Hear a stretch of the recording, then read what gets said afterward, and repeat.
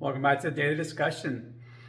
Well, as luck would have it, I discussed yesterday the things I do when I get bad deep sleep numbers, and my watch told me this morning that I had 0 minutes of deep sleep.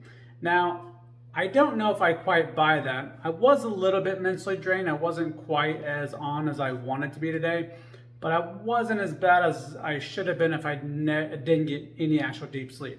I think it might be a software update and it's just now different calibration, so I'll have to kind of see how that plays out the next couple of days.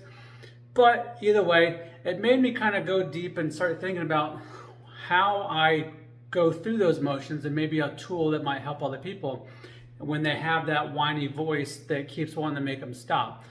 So when I get that whiny voice, or when we get those whiny voices, what we end up doing is using confirmation bias to look for internal and external clues that confirm that whiny voice.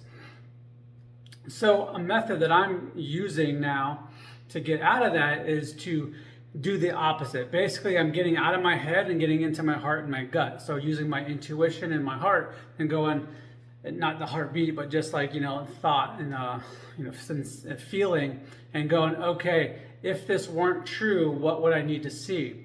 So for instance, when I'm rowing and my head, my thoughts are telling me to stop, I pull out of my head and into my body and say, well, are my muscles hurting or is my brain hurting? And if it's just my brain and my thoughts and my body, I can get out of that and into my body, and my body's saying, no, I feel fine. Then I listen to the external clue the internal clue of my body, not the internal part of my head, if that makes sense. Hopefully that made sense. So the process would be, instead of looking for confirmation of what your thoughts are saying, look for confirmations of the opposite.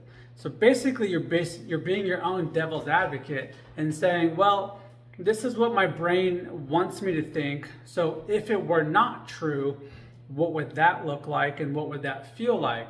And then start looking for clues to prove that side.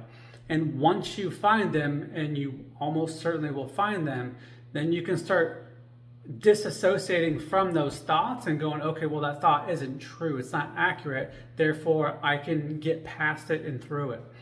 Anyway, that's what's helped me. Let me know if that makes sense to you, or if you want to kind of discuss that and maybe go over it a little bit more in depth or more personalized for you, and see if we can find a way to help you get through that too. Let me know.